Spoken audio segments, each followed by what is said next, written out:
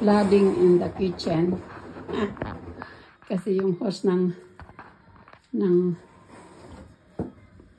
washing machine. Our washing machine is new. But the hose,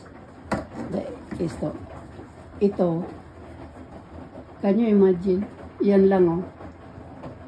Ganyan lang ka nakapasok sa loob ng butas. Because the hole is very small.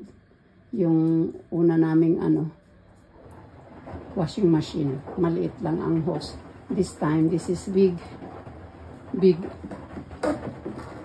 washing machine. Kaya, ayan, nag-flood ang kitchen. Nag-flood ang kitchen.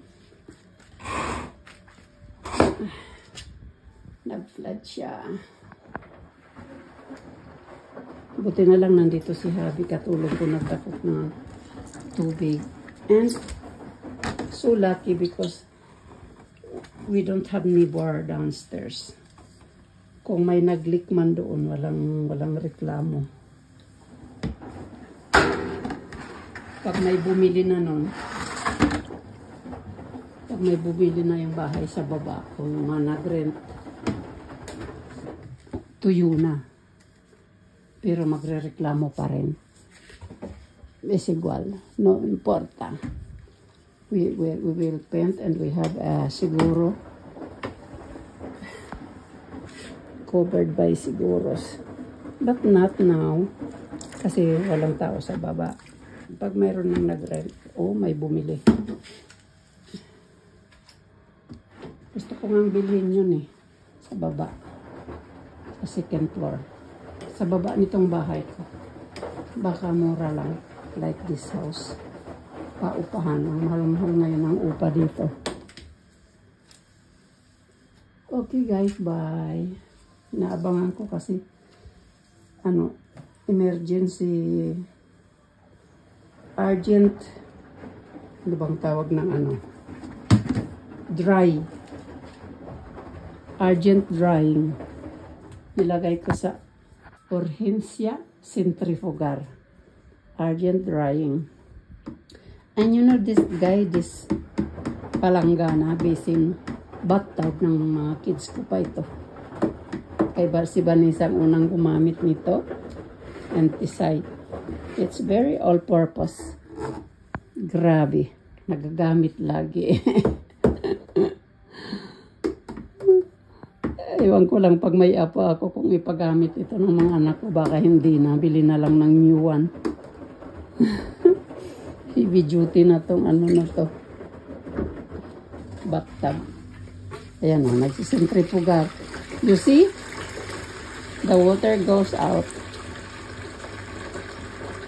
Centrifugar na. Hindi mabukasan ang Bago yung washing machine namin Darling, kailan natin binili to? Nung Mayo? December. Ay, mag 1 year na rin. Ala, mahal na pupuno yata ang palanggana.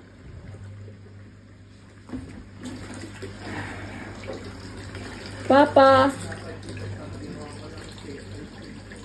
Ha? Centrifugar nga. Centrifugar lang. Talagang maraming naiwan na tubig bago nag-leak ang ang hose. Pero mahal. Hindi pa puno.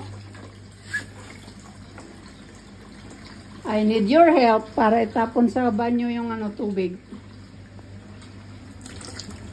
You see guys? Paano na yun kung wala kami? Kung wala kami dito sa bahay. Nag-flood buong bahay. Sure. Flood. You see? Sa lakas ng ng tubig. Malapit na matapos. Ilang minutes na. 12 minutes pa. Tapos na. Hindi mabuksan kasi pa. Pinibidyo ko. This is really what a miss. Yan ang aking mga video. Mga word na nangyayari sa buhay ko. Daily word. Okay, bye then. Good night.